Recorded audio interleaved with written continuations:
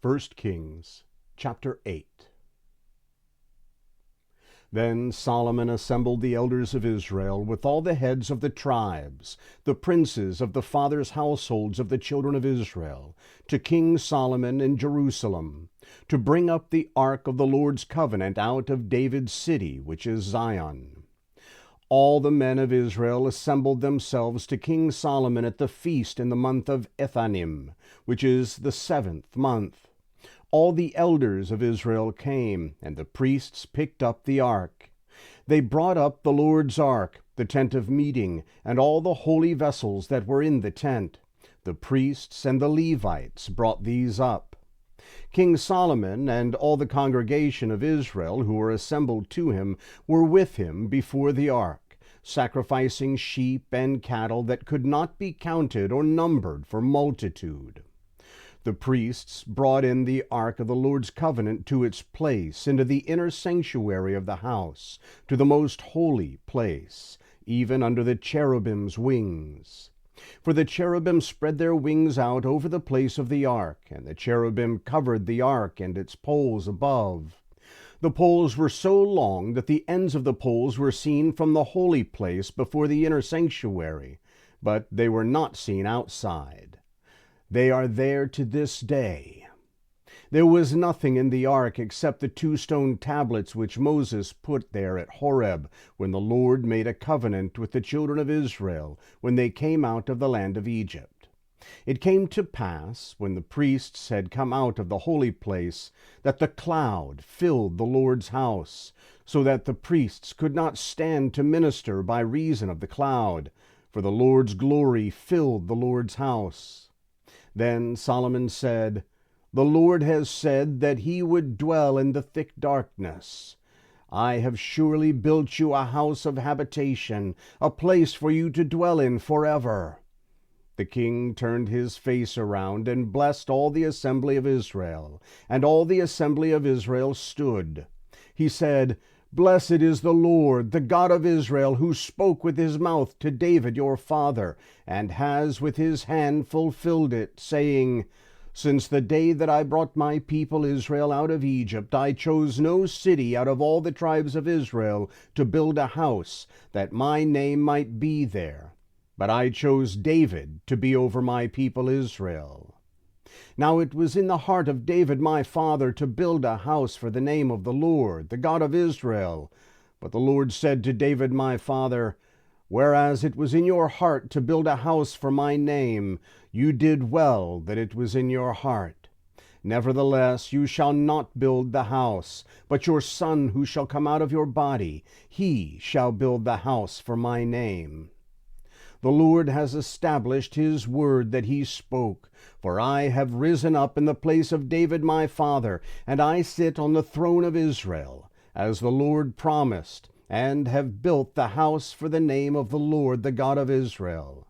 There I have set a place for the ark, in which is the Lord's covenant, which he made with our fathers when he brought them out of the land of Egypt. Solomon stood before the Lord's altar in the presence of all the assembly of Israel, and spread out his hands toward heaven. And he said, Lord, the God of Israel, there is no God like you, in heaven above or on earth beneath, who keeps covenant and loving kindness with your servants who walk before you with all their heart, who has kept with your servant David my father that which you promised him. Yes, you spoke with your mouth and have fulfilled it with your hand, as it is today. Now therefore, may Lord, the God of Israel, keep with your servant David my father that which you have promised him, saying, There shall not fail from you a man in my sight to sit on the throne of Israel, if only your children take heed of their way to walk before me as you have walked before me. Now therefore, God of Israel, please let your word be verified which you spoke to your servant David my father. But will God in very deed dwell on the earth? Behold, heaven and the heaven of heavens can't contain you, how much less this house that I have built.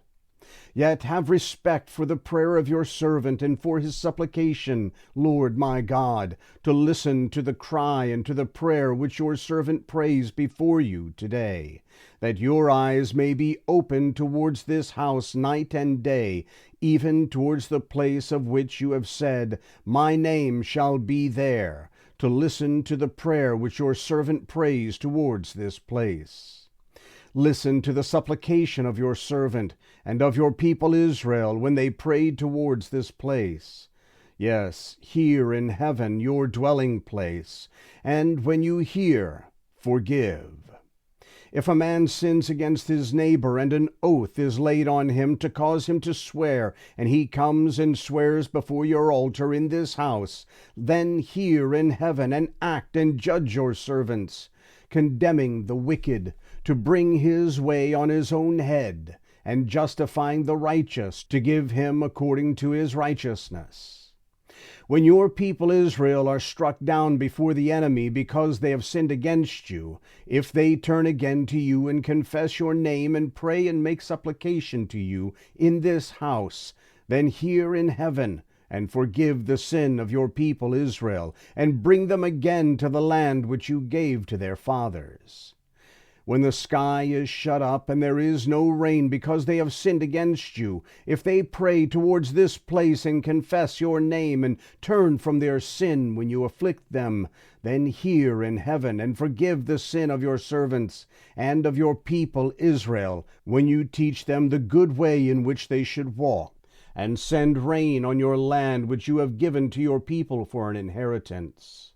If there is famine in the land, if there is pestilence, if there is blight, mildew, locust, or caterpillar, if their enemy besieges them in the land of their cities, whatever plague, whatever sickness there is, whatever prayer and supplication is made by any man, or by all your people Israel, who shall each know the plague of his own heart, and spread out his hands towards this house, then hear in heaven your dwelling place, and forgive and act, and give to every man according to all his ways, whose heart you know. For you, even only you, know the hearts of all the children of men, that they may fear you all the days that they live in the land which you gave to your fathers. Moreover, concerning the foreigner who is not of your people Israel,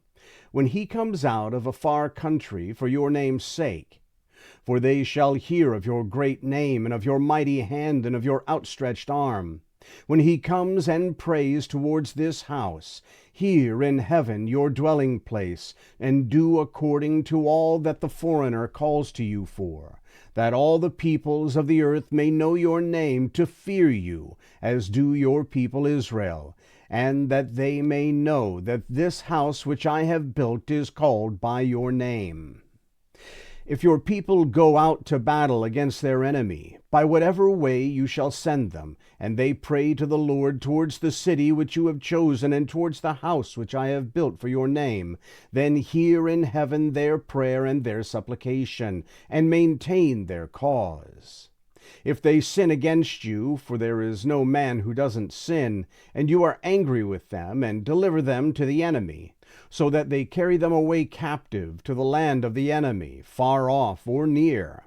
Yet if they repent in the land where they are carried captive, and turn again and make supplication to you in the land of those who carried them captive, saying, We have sinned and have done perversely, we have dealt wickedly. If they return to you with all of their heart and with all their soul in the land of their enemies who carried them captive, and prayed to you towards their land which you gave to their fathers, the city which you have chosen, and the house which I have built for your name, then hear their prayer and their supplication in heaven, your dwelling place, and maintain their cause, and forgive your people who have sinned against you, and all their transgressions in which they have transgressed against you, and give them compassion before those who carried them captive, that they may have compassion on them. For they are your people, and your inheritance, which you brought out of Egypt, from the middle of the iron furnace, that your eyes may be open to the supplication of your servant, and to the supplication of your people Israel, to listen to them whenever they cry to you. For you separated them from amongst all the peoples of the earth to be your inheritance, as you spoke by Moses, your servant, when you brought your fathers out of Egypt, Lord God. It was so that when Solomon had finished praying all this prayer and supplication to the Lord, he arose from before the Lord's altar, from kneeling on his knees with his hands spread out towards heaven. He stood and blessed all the assembly of Israel with a loud voice, saying, Blessed be the Lord, who has given rest to his people Israel, according to all that he promised. There has not failed one word of all his good promise, which he promised by Moses, his servant. May the Lord our God be with us as he was with our fathers. Let him not leave us or forsake us, that he may incline our hearts to him to walk in all his ways, and to keep his commandments, his statutes, and his ordinances, which he commanded our fathers. Let these my words with which I have made supplication before the Lord be near to the Lord our God day and night, that he may maintain the cause of his servant and the cause of his people Israel, as every day requires, that all the peoples of the earth may know that the Lord himself is God. There is no one else. Let your heart therefore be perfect with the Lord our God, to walk in his statutes, and to keep his commandments as it is today. The king and all Israel with him offered sacrifice before the Lord. Solomon offered the sacrifice of peace offerings, which he offered to the Lord 22,000 head of cattle and 120,000 sheep. So the king and all the children of Israel dedicated the Lord's house. The same day the king made the middle of the court holy that was before the Lord's house, for there he offered the burnt offering, the meal offering, and the fat of the peace offerings. Because the bronze altar that was before the Lord was too little to receive the burnt offering, the meal offering, and the fat of the peace offering. So Solomon held the feast at that time, and all Israel with him, a great assembly, from the entrance of Hamath to the brook of Egypt, before the Lord our God 7 days and 7 more days, even 14 days.